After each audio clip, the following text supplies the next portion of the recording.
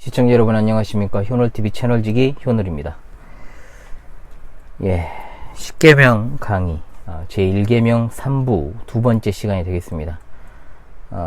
지난 시간에는 그리스도인들 안에 감춰진 우상숭배 두 가지 측면을 봤죠. 우리가 믿음을 믿는 믿음은 우상숭배다 라는 것과 체험을 믿는 것도 우상숭배다.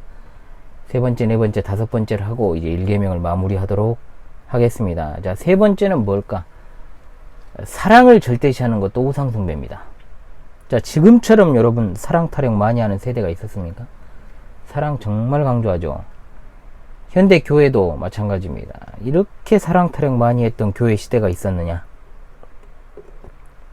그런데 사랑 타령 많이 하니까 사랑이 늘어났습니까? 아닙니다. 증오가 늘어나고 교회는 더욱더 영적으로 메말라 갑니다. 기독교 우상의 전형적인 행태가 바로 사랑이다. 신앙생활 한 분들이라면 CCC의 사영리를 잘 알고 계실 것입니다. 하나님은 당신을 사랑하시며 당신의 삶에 놀라운 계획을 가지고 계십니다. 이렇게 출발하죠. 사영리에 관한 저의 이제 영상을 한번 참조를 꼭 하시길 바랍니다. 하나님은 당신을 사랑하시며 당신의 삶에 놀라운 계획을 가지고 계신다. 왜 이 말이 잘못되었느냐?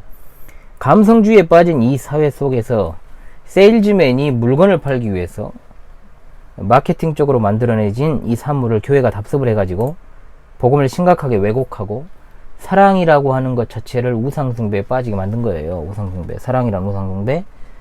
우리는 우리 주 예수 그리스도로 옷 입고 그의 의를 힘입지 않고는 하나님의 진노의 자녀요 마귀의 자식일 뿐이에요. 우리 아비는 마귀죠. 마치 하나님이 사랑이신 것처럼 이 말은 하나님의 다른 모든 속성들을 제외해버리고 사랑이 그 모든 것들 위에 있는 것처럼 하나님의 속성 가운데 하나인 그 사랑을 철저히 우상으로 하나님 자리에 세우는 일에 열중하고 있다는 겁니다.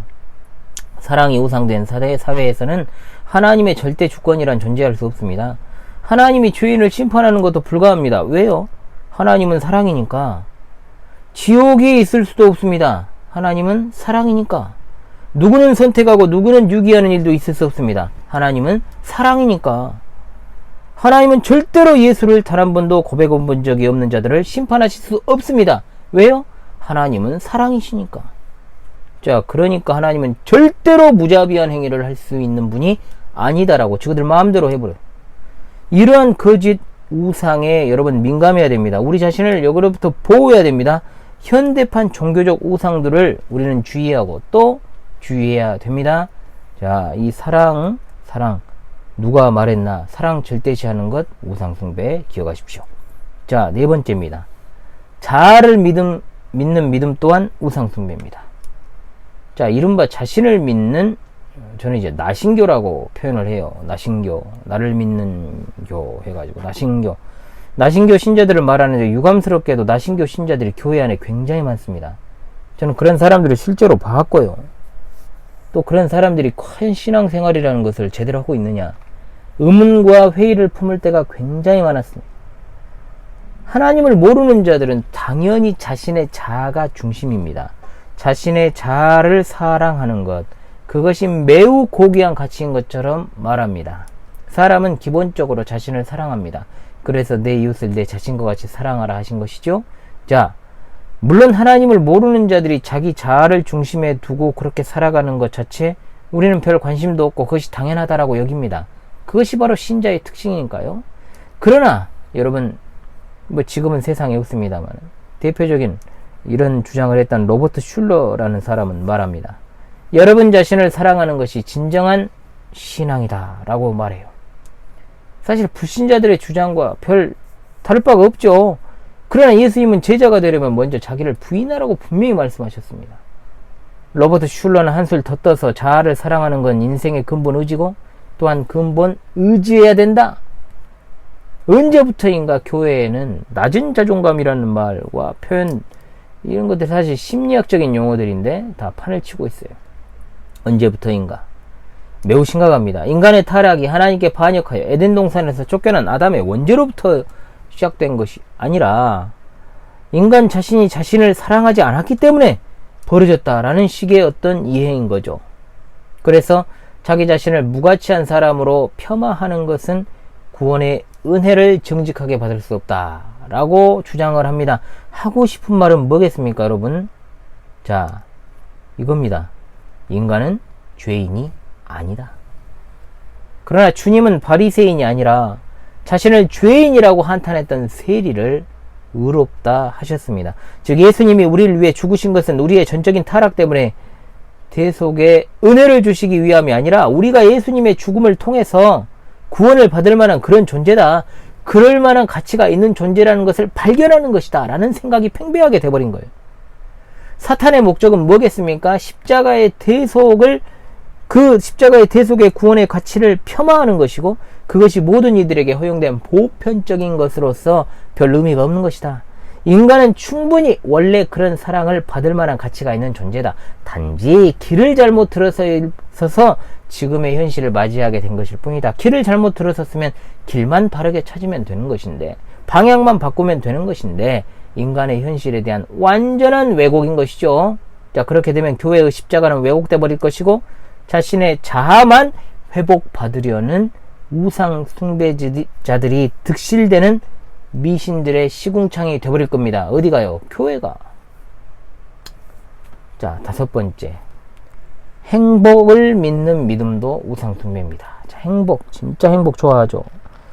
복을 좋아하는 한국인의 심성에 그대로 이것이 침투를 해가지고 교회 안에 복음도 곧 행복이 되어버렸어요. 하나님은 우리가 행복하기를 원하신다. 참 많이 들어보셨겠지만 성경이 말하는 행복은 인간이 하나님을 영화롭게 하고 영원토록 그분을 기뻐하고 즐거워하는 원래의 목적, 창조함을 받은 본래 목적에 합당하게 살아갈 때 행복이 가능하다라고 분명히 말씀하고 있습니다. 즉 인생의 제일 되는 목적이 나의 행복이 아니라 하나님을 영화롭게 함으로 그분으로 인해 즐거워하는 것이 인생의 목적이요 진정한 행복이라는 거죠. 가난해서 행복하지 않은 것 아니에요. 결혼 못해서 행복하지 않은 것 아닙니다.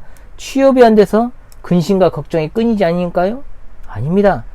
나그네와 같은 인생길에서 우리가 잠시 돌부리에 걸려 넘어졌다고 해서 하늘에 대한 소망을 끊는 것 아니지 않습니까? 끊어진 거 아니잖아요. 그때마다 하나님께서는 신자들에게 힘주시고 좌절하지 않도록 붙들어 주셔서 저 높은 곳을 향하여 날마다 나아가게 하여 주시지 않습니까? 그러한 기쁨과 행복을 여러분 누리고 계십니까? 그저 내 삶에 있어서 정말 풀리지 않는 실타래 때문에 고민하면서 그것에 대한 해결을 내가 받아야지만이 그것이 행복이라고 느끼는 것입니까? 아닙니다. 시청자 여러분, 여러분의 영혼을 지키는 것이 중요합니다.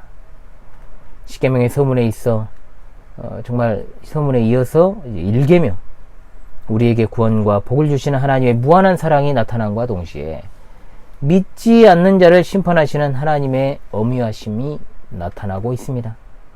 우리는 절대로 다른 피조물을 하나님과 같이 섬겨서는 안 되고 우리의 상상력으로 우상을 만들어내서도 안 될 것입니다. 시대가 악합니다. 영적 혼돈의 시대입니다. 지극히 작은 일이라도 우리가 관가하지 말고 계명을 거슬리지 말고 모든 것을 다 버릴 수 있는 각오로 주님만을 사랑하며 나아가시기를 바랍니다. 여러분 한 주간도 강건하시기를 바라고요. 다음 주에 찾아뵙도록 하겠습니다. 자, 다음 시간에는 2번째 계명을 공부하겠습니다. 수고하셨습니다.